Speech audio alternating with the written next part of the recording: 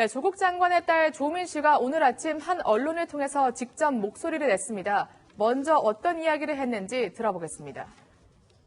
처음에는 많이 억울했습니다. 그래서 하루 종일 울기도 했고 그랬는데 이제는 꼭 이겨내자고 매일 다짐하고 있습니다. 저도 법정에서 최선을 다해서 진실을 밝히려고 노력할 것이고 제 삶도 이제 새로 개척해 나갈 것입니다. 어머니는 본인이 처한 상황 관련해서 아버지한테는 뭐라고 하십니까? 본인은 괜찮으니까 포기하지 말라고 하십니다. 네. 이렇게 조국 장관의 딸 조민 씨가 직접 목소리를 내서 인터뷰한 건 이번이 처음인 것 같은데요. 네, 맞습니다. 한 차례 언론 인터뷰를 한 적이 있죠. 네. 그거는 이제 신문사였습니다. 어머니 정경심 교수가 검찰 수사를 받기 하루 전에 한 신문사와 인터뷰를 한 건데요. 하지만 검찰 수사를 받고 나온 오늘, 그러니까 어제 검찰 수사를 받았죠. 이 다음 날 언론 인터뷰에 또 나선 겁니다. 바로 라디오에서 실제 육성으로 인터뷰를 한 건데요. 네. 하지만 이 조민 씨는 이렇게 밝혔습니다. 이 인터뷰를 아버지에게 말했지만 허락하지 않았고, 하지만 성인으로서 충분히 혼자 결정할 수 있는 거라 물어보지 않고 그냥 나왔다고 이야기했습니다. 그렇군요.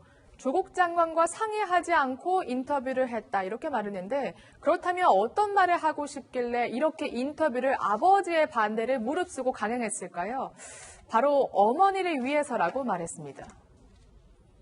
저는 봉사활동이나 인턴을 하고 나서 받은 것을 학교에다가 제출했습니다. 위조를 한 적도 없습니다. 근데 주변에서는 이렇게 어머니가 수사를 받고 있는 저를 보호하려고 자신이 하지도 않은 그런 일들도 다 했다고 할 수도 있다고 많이 합니다. 정말 억울하죠. 제 인생 10년 정도가 사라지는 거니까요. 근데 저는 고졸돼도 상관없다고 생각하고 있습니다. 근데 이제 어머니가 하지 않은 일로 저 때문에 책임을 지는 것은 견딜 수가 없습니다. 네. 일단 해당 방송사 측은 미리 녹음된 걸 편집해서 방송을 했다 이렇게 말을 해왔습니다. 담담한 어조로 자신의 주장을 밝혔는데 일단 어머니가 하지 않은 일로 저 때문에 피해를 보는 건 견딜 수가 없었다 뭐 이렇게 얘기를 하네요. 일단 조민 씨가 저렇게 육성으로 인터뷰를 하는 것 자체가 적절한지도 사실 의문이 네. 좀 듭니다만 이 조민 씨의 얘기를 쭉 들어보면 지금 소위 말해서 이 조국 장관 가족의 수사와 관련된 반대쪽의 입장에서 이제 보통 네. 얘기를 하면 없는 일도 검찰이 만들어 뒤집어 씌운다. 약간 이런 뉘앙스가 보여요. 그게 굉장히 네. 억울하다는 취지로 얘기를 했는데 이 얘기는 저는 전체적으로 다 괴를 같이 하는 것 네. 같은 게 정경심 교수가 이제 SNS에 글을 올리는 것 그것도 굉장히 감정적으로 접근을 하고 있죠. 네. 또 유시민 이사장이 얼마 전에 했던 거 PC 반출은 증거 보존을 위한 것이다. 사실 네. 법조인들이 대부분 말이 안 되는 얘기를 했는데 그 내용도 결국은 없는 죄를 검찰이 만들어 뒤집어 씌우기 위해서 한다라는 그런 내용 아니겠습니까? 어찌 보면 대응 자체가 지금 조국 장관 측근 쪽에서 나오는 얘기들은 대체적으로 이런 내용. 그러니까 지금 현재 굉장히 억울하고 죄는 없는데 검찰이 없는 죄를 뒤집어 씌운다. 이쪽으로 좀 진행을 하기 위해서 이런 얘기를 한 게 아닌가 뭐 그렇게 적절하다는 생각이 들진 않습니다. 네. 조민 씨의 인터뷰를 보니까 자산관리인 김 씨가 검찰에서 진술했던 이 내용이 떠오르기도 합니다. 오늘 오전 한 조간에 보도된 건데 지난달 6일 오전 정경심 교수가 조국 장관과 통화하면서 내가 다 안고 가겠다고 말하는 것을 옆에서 들었다. 이렇게 김 씨가 진술했다고 하는데 정말 이 조민 씨 그래도 성인이긴 하지만 굉장히 나이가 어리잖아요. 정말 변호인이나 부모님과 상의를 안 했을까 이런 또 의구심도 들어요. 혼자 결정했지만은 지금 이 상황에서 주위의 조언을 구하지 나왔지는 않았을 것 같아요. 주위에 조언을 구하고 나왔을 것 같은데 네. 저는 조민 씨가 앞으로 이런 인터뷰 할 것 같으면 좀 조심을 하던가 안 하는 게 본인한테 더 유리하다고 생각을 해요. 왜냐하면은 이거를 검찰이 억울한 일을 만들어가지고는 뭐 뒤집어 씌운다 이렇게 보는 어떤 같은 편의 입장에서 보면 아, 이 친구가 이런 마음이다 이해를 하겠지만은 제가 저 스크립트를 보면서 느낀 게 뭐냐면은 네. 말이 왔다 갔다 해요. 뭐라 그러냐면은 어머니가 나를 위해서 하지도 않은 일을 했다고 할까봐 나왔다 그렇게 얘기를 했거든요. 네. 그럼 어머니가 죄를 뒤집어 쓸까봐 나왔다는 거잖아요. 근데 자기를 위해서라 그랬어. 그럼 그 죄를 자기가 저질렀다는 거예요. 그 다음에 뭐라 그랬냐면은 앵커가 고졸이 돼도 상관없냐고 얘기하니까는 나는 고졸이 돼도 상관없다고 생각하고 있습니다. 이러거든요. 네. 아니 지금 아버지 어머니는 이 친구가 다 인턴 활동 제대로 하고 위조한 적 없다 그러잖아요. 네. 근데 고졸이 될 리가 없다고 그래야지 왜 고졸이 돼도 상관없다고 하냐고요. 만약에 수사를 받으면서 이런 식으로 얘기를 하면 그건 자백으로 들릴 수가 있거든요. 그렇군요. 그러니까 좀 조심을 해야 되겠다는 생각이 듭니다. 두 분 다 공통적으로 굉장히 성급한 그러한 인터뷰였다. 내용상에도 모순이 많다. 이렇게 이야기를 해주셨는데 실제 조민 씨는 이 인터뷰에서 온 가족이 언론의 사냥감이 된 것 같다. 이런 말도 했습니다. 직접 들어보시죠. 한 가지만 확인하고 싶어서 제가 이걸 묻는 건데 집에서 서울대 인터넷다 따옴표 안에 들어가 있는 이런 말 한 적은 있습니까? 없습니다. 비슷한 취지의 말 한 적 전혀 없습니다. 전혀 없어요? 네. 제 온 가족이 이제 언론의 사냥감이라고 할까요? 그렇게 된 것 같습니다. 개인적으로는 좀 잔인한 것 같다는 생각을 하고 있습니다. 일부 언론에서 제기한 것처럼 집에서 서울대 인턴을 하지 않았다. 그런 진술을 하지 않았다. 이렇게 말을 했는데 그렇다면 어디서 어떻게 인턴을 했는지가 나와야 될 것 같은데 또 그 내용은 없어서 저도 좀 답답하더라고요. 이 친구가 과거에 어떤 일간지하고 인터뷰한 내용을 보면은 2주 동안 학교와 도서관에서 학회 주제에 대해서 자료도 찾고 공부도 했다. 그러면서 최근 당시 학회 참석했던 동영상도 찾았다 이렇게 얘기를 하고 있거든요. 그런데 서울대에서 이거하고 반대되는 내용의 그런 자료를 이제 네. 한국당의 모 의원실에 제출을 했는데 거긴 뭐라고 돼 있냐면은 조국 장관의 아들, 딸 인턴 활동 내용 없다 그렇게 얘기를 하고 있고 조국 장관의 딸이 인턴 활동을 했다는 2009년에는 인턴 활동을 한 사람이 대학생 2명, 그다음에 대학원생 5명이라 그랬고 조민 씨는 지금 이렇게 뭐 학회 자료도 찾아보고 도서관에서 일을 했다고 하지만은 이런 자료를 찾은 사람들도 다 기록에는 남는데 조국 장관의 딸 이름은 찾을 수가 없었다. 지금 그렇게 얘기를 하고 있습니다. 네. 근데 인턴 기간 동안 집이 아니라면 당연히 학회에서 인턴 활동을 해야 되는데 그게 아니라 학교와 도서관 등지. 그거는 사실 제가 집에서 방송 준비를 하고요. 아니면 도서관에서 방송 준비를 하고 저 방송에 출연했습니다. 이렇게 말하는 거와 별반 차이가 없지 않을까 이런 생각이 들더라고요. 그러니까 이 얘기를 가만 듣다 보면 네. 또 아마 많은 분들은 그렇게 준비해서 학회 참석했으면 인턴 활동 한 거지라고 네. 생각하는 분도 있을 것 같은데 이 학회 참석한 거는 이슈가 아니에요 별로. 뭐냐면 네. 지금 2007년부터 사실 서울대학교에서 인턴을 받은 사람 중에 고교생이 없다는 얘기는 이미 다 말씀드렸던 것 같고 통상 인턴을 활동했던 사람들이 짧게는 3개월입니다. 그리고 또 보통 해외 인턴 활동은 2개월에서 6개월 정도예요. 네. 2주 인턴 과정이라는 것도 일단 말이 안 되고 네. 문제는 인턴을 하는 것 자체가요. 이렇게 자료 찾고 공부해서 학회 한번 참석하는 게 인턴이 아니에요. 그렇죠. 뭐 예를 들어서 강의하면 강의 보조를 하고 이런 것들을 해야 되는데 네. 그런 것들은 전혀 하지 않았는데 지금 어쨌건 학회는 참석했다.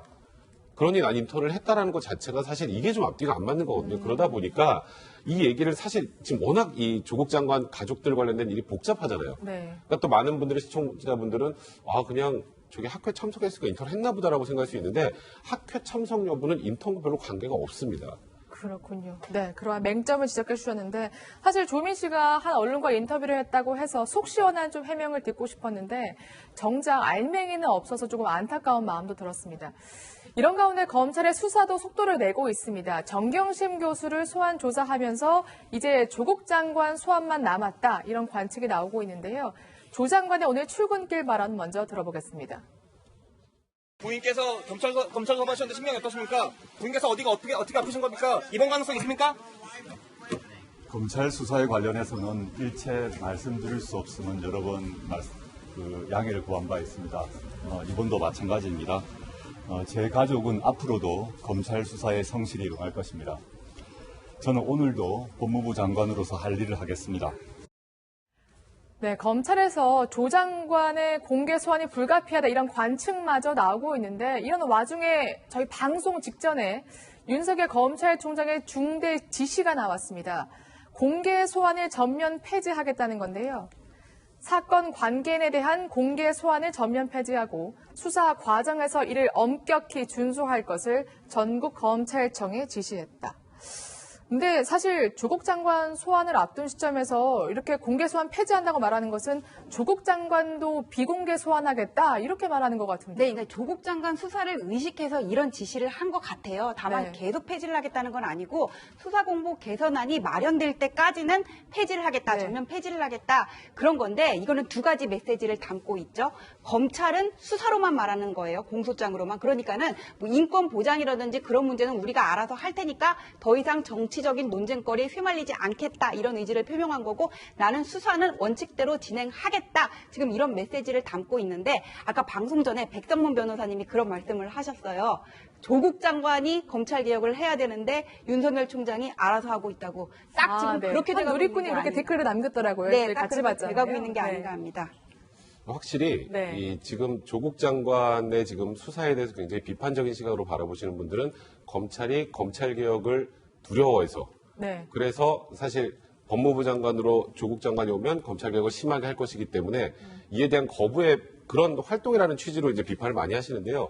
사실 문재인 대통령이 개혁 방안 지시하자마자 바로 특수부 3개로 축소한다고 얘기했죠. 네. 원래 여당의 그 검찰 개혁안이 6개입니다. 6개였죠. 그거보다 더 강하게 한다는 네. 거고 또 조국 장관도 계속 얘기했던 것처럼 파견검사 제도는 좀 폐지하는 게 좋겠다. 왜냐하면 네. 국정원 파견검사나 이렇게 가서 무리를 일으켰던 일들이 있었기 때문에 그것도 윤 총장이 다 포함을 시켰습니다. 거기에다가 이건 역시 문제제가 됐던 거예요. 공개 소환 관련해서는 이건 사실 망신 죽이고 인권 침해다. 그러니 그것도 우리가 받아들이겠다라면 사실 윤 총장이 지금 검찰 개혁에 앞장서서 지금 하고 있는 상황이기 때문에 네. 조국 장관이 굉장히 지금 입지가 좁아질 수밖에 없는 상황입니다. 결국엔 조국 장관에게 우리 검찰 개혁 잘할 테니까 잘 수사를 받아라 이렇게 전하는 메시지로도 볼 수 있을까요? 조 장관에게 윤석열 검찰총장이 수사를 공정하게 받으십시오 이러한 메시지로도 읽힐 수 있을까요? 그러니까 정치적인 논란거리는 더 이상 만들지 말라는 거죠. 그냥 원칙대로 하겠으니까는 당신도 네. 원칙대로 수사를 받아라. 뭐 그런 메시지로 정리를 하면 되겠습니다. 네.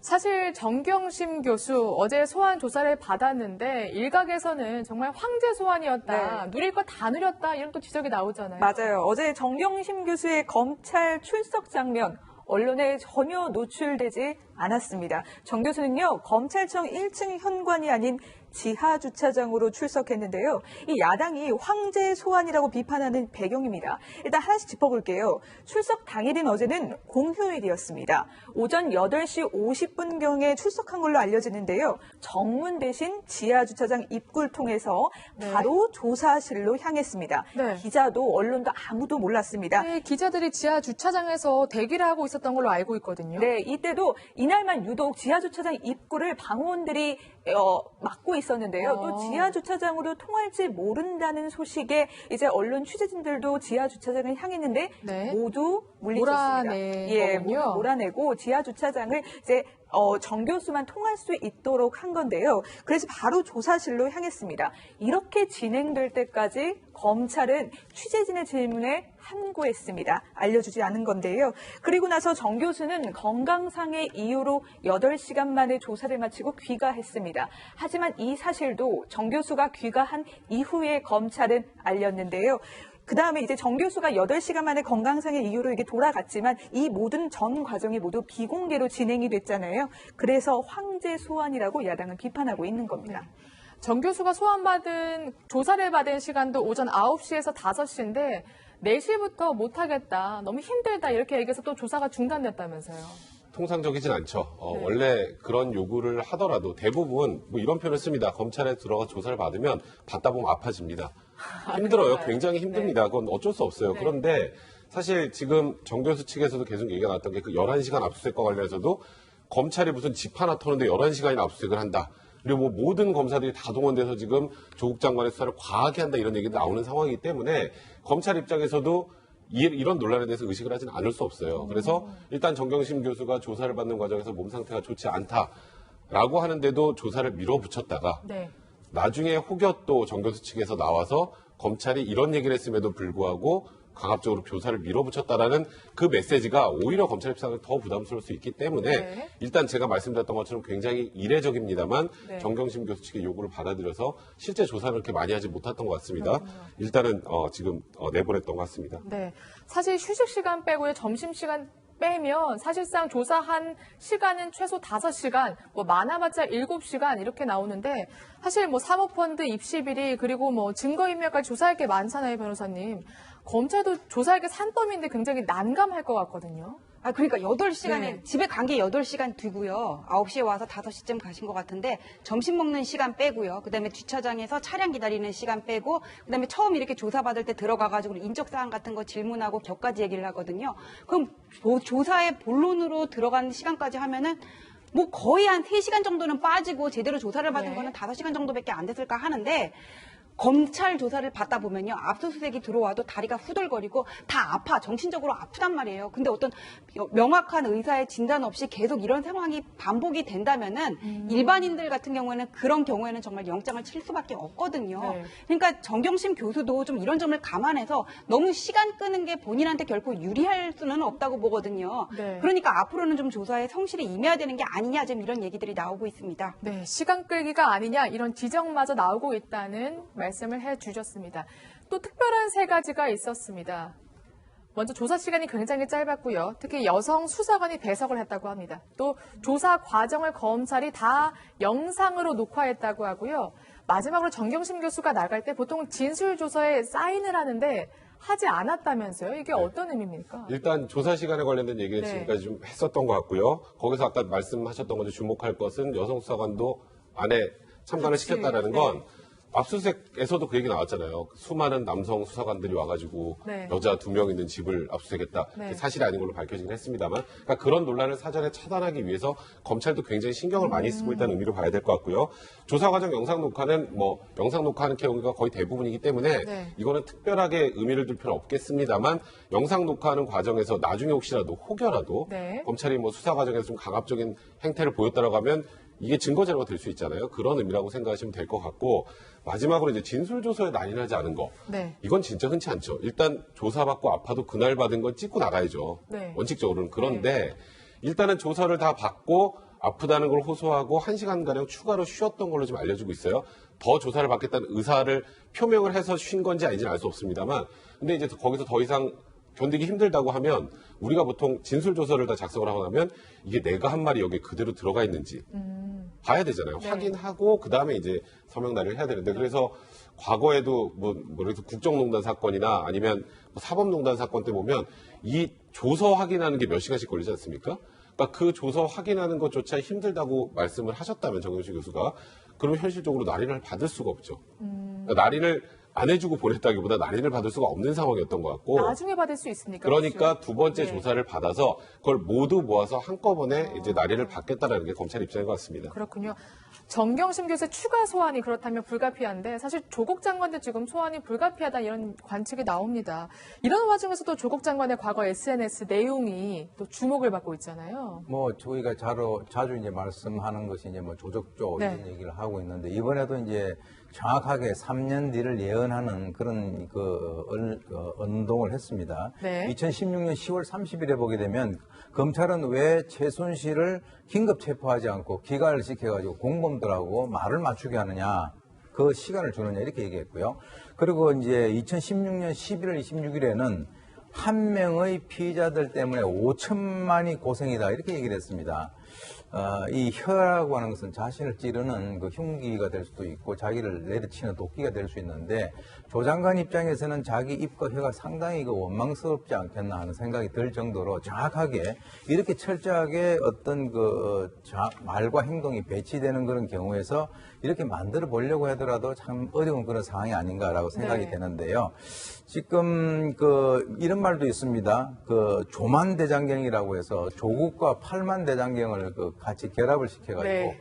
문제만 있으면 거기에만 보면 다 답들이 있다는 거죠. 네. 그래서 지금 한 사람 때문에 5천만이 고생을 한다라고 하는데 딱 지금 상황이거든요. 지금 이 조국 장관과 관련된 이것 때문에 우리나라 국민들이 완전히 두 조각이 나가지고 네. 지금 휴일날에 지금 집회를 하고 하는 그런 상황인데요. 실제 제가 볼 때는 이 조 장관 같은 경우는 그 이전에 했었던 것들이 너무나 쪽집게다. 이런 차원에서 정말 아주 경이롭습니다. 네. 굉장히 따끔하게 지적을 해 주셨는데 사실 일각에서 정경심 교수 구속영장 청구 얘기가 나오는데 어제 검찰이 청구하지는 않았어요. 근데 검찰이 굉장히 지금 고심을 하고 있다고 하더라고요. 그러니까 어떤 경우에는 네. 영장이 발부되고 어떤 경우에는 기각되고 명확한 기준이 있으면 모르겠는데 그런 게 아니고 혐의가 소명된다고 하더라도 또 영장이 기각될 수가 있거든요. 그렇기 때문에 지금 검찰은 만약에 영장이 기각될 경우에 생길 후폭풍 때문에 고민을 할 수밖에 없을 것 같은데 정경심 교수가 동양대에서 PC 반출했고 그 직원이 왜 트렁크에 있던 거 갖다가 이미 제출을 했잖아요. 일반인들은 거기까지만 나왔어도 그때 영장 청구를 했을 거예요. 근데 지금까지 안 하고 있거든요. 근데 지금 나온 혐의도 자본시장법 위반에 횡령에 위조, 업무방해 여러 가지가 있는데 이 중에 일부라도 나온다면 이제까지 어떤 정황을 보면은 영장 청구를 하는 게 맞습니다. 근데 지금 일각에서는 유시민 이사장 같은 분이 영장이 기각되면은 책임을 져라 이렇게 얘기를 하고 있는데 인권 보장이라는 것도 누구한테나 동등하게 적용될 때 그게 보장이 되는 거거든요. 이걸 그냥 법리적인 판단에 이제 검찰과 법원에 맡기고 네. 더 이상 정치권에서 감나라 배나라 하는 거는 옳지 않다고 생각합니다. 네, 알겠습니다. 이런 가운데요, 조국 법무장관 사퇴를 요구하는 대규모 집회 어제 광화문 시청광장 일대에서 진행됐습니다. 그야말로 나라가 두 조각이 난다 이런 말을 정말 교수님 말씀처럼 실감케 하는데 일단 집회 참가자의 이야기를 들어보겠습니다. 집회에 참가하기 위해서 5시에 일어나서 버스를 갖다가 6시에 탑승을 해가지고 5시간 걸려서 올라왔습니다. 상식이 좀 통하는 사회가 됐으면 해서 그래서 또 그리고 그런 또 느낌도 같이 가져야 될 것 같아서 같이 왔습니다. 제가 이렇게 자진해서 나온 건 처음인 것 같아요. 저는 사실 정치색 없이 엄마 아빠 따라서 너무 답답해가지고 좀 다른 분들도 알 권리가 있다고 생각해서 나오게 됐습니다. 우리들은요 이렇게 힘들게 공부해서 저 대학교 갈 수도 없는 간신히 들어가는데 어떻게 저렇게 자기 딸을 편하게 학교를 들어갔는지 의문이 가요. 네, 바로 회사 앞에서 진행돼서 저도 취재팀장들의 보고를 받아봤는데 정말 많은 분들이 오셨더라고요. 그건 부인할 수 없는 것 같아요. 근데 이게 몇 명이나 되냐. 네. 조국 장관을 지지하는 세력과의 또 그 숫자 싸움이 일고 있더라고요. 네, 지금 여당과 야당에서는 각각 본인들의 집회에 얼마나 많이 모였는지를 계속 얘기하고 있는데요. 이거를 실제 면적으로 따져볼 수가 있습니다. 일단은 그 경찰이 사용하는 방법이 페르미 기법입니다. 이게 뭐냐면요. 면적, 그러니까 3.3제곱미터당 성인 9명이 설 수 있다고 전제를 하고 네. 이 면적당 사람 수를 계산하는 겁니다. 그러면 먼저 서초동 집회부터 살펴보겠습니다. 네. 서초동은요. 우리가 서초역에서 성모병원 사거리까지 서초역에서 교대역까지 꽉 찼다고 가정했을 때 이 면적이 6만 제곱미터가 조금 못 미칩니다. 이걸 계산하면요. 최대 14만 명이 들어설 수 있고요. 네. 반면에 광화문 광장은요. 왼쪽이죠. 광화문 삼거리부터 시청역까지만 재보겠습니다. 그럼 12만 제곱미터가 나옵니다. 최대 32만 명이 들어설 수 있는 면적입니다. 근데 어제 집회 참가자들이 서울역까지 갔잖아요. 아마 그래서 32만 명보다 더 많았을 거라고 경찰은 추산하고 있는 겁니다. 약 2배 정도가 많은 셈이죠. 네, 숫자에 관계없이 검찰 개혁을 요구하는 목소리도 크지만 조국 장관의 사퇴나 그리고 분명한 검찰 수사를 요구하는 목소리도 그만큼 더욱더 큰 것 같습니다.